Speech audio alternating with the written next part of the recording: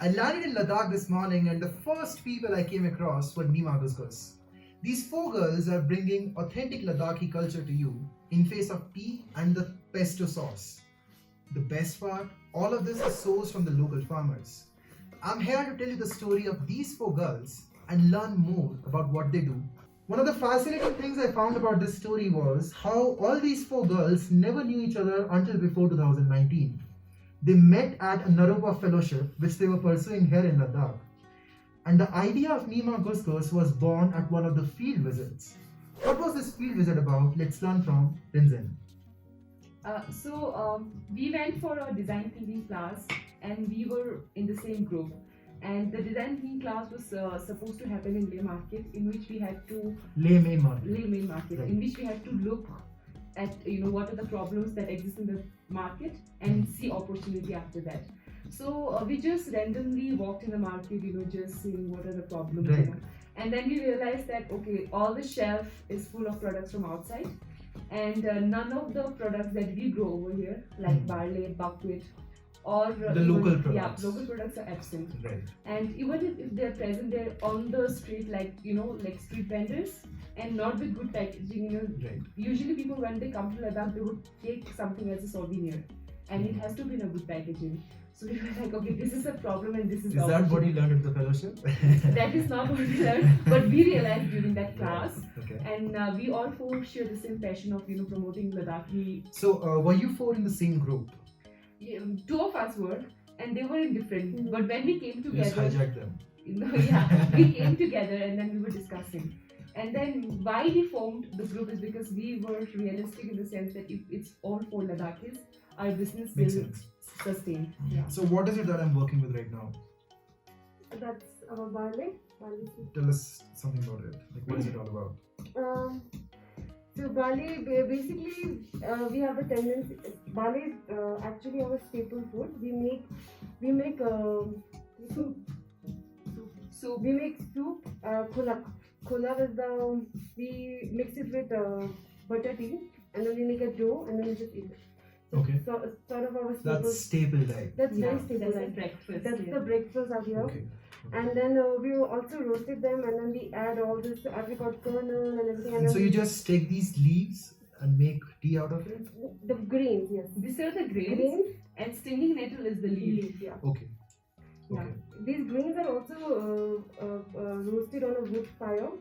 That's why it has a That's- very smoky. Smoky smell, flavor as well. So this is about barley. Which other flavors do you have? We have buckwheat. Okay. Buckwheat, we got our buckwheat from Takmachik village, which is a certified organic village. Tagmachi. Takmachik. Takmachi. It's in the western part of Ladakh. Okay. It's around 130 kilometers away from Ladakh, Leh main city. Okay. Okay. So 130 kilometers. I'm sure about 130 Wow. kilometers away from here, and it's also certified like organically. Okay. And you get it from the farmers and. Yeah. Okay.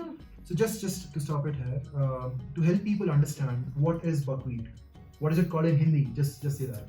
It's kuttu. Kuttu. Kuttu is the you have it during fast. Fast, yeah. Like kuttu. Yeah. Oh yeah. that yeah. one. So this one is really good for digestion. Okay. And yeah. What else are the medicinal values? Antioxidants. Anti-cancerous also. Yeah. And can I just eat it like this? Yeah, because it's roasted. Had it not been roasted, then you cannot eat it. But Okay. it's roasted, so you can have it. So the ones you put in tea are basically roasted. Yeah, All of it. all are roasted. Barley and buckwheat. buckwheat. And what about knitting?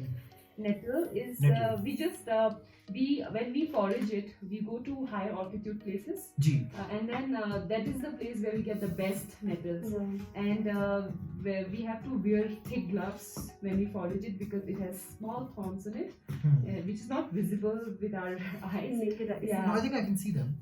Here you can, but when it's on, Oh, okay, when it's alive, we cannot see it. What is the value of this one? If let's say, why shall I be drinking it?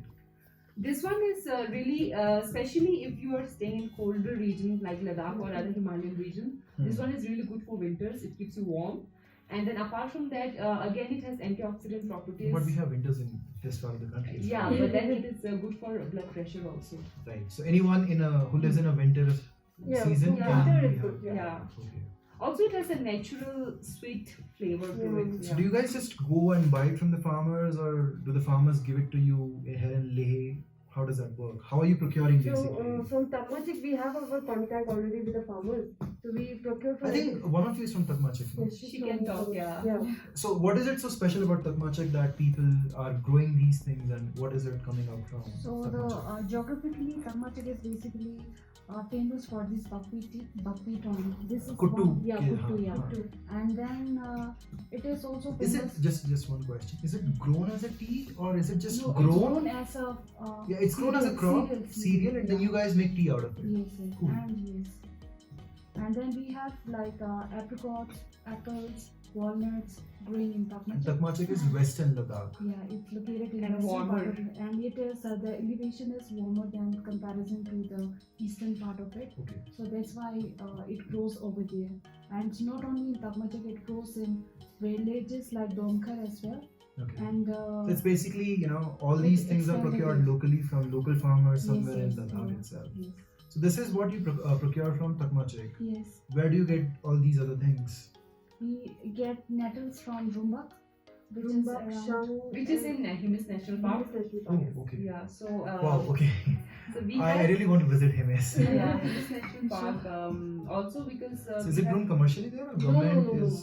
it's not commercially. It's like grown wild, people who are like livestock herders, right? Hmm. Only they have the capacity to actually Go climb to that and altitude. forage it Yeah. Achha. because it is like it's situated at high तो आप altitude. लोग वहाँ जाकर नहीं ला सकते. We went once and then we realized very it's very difficult. Okay. So we were like, okay, farmers, it Forage makes it. more sense to get it from the yeah.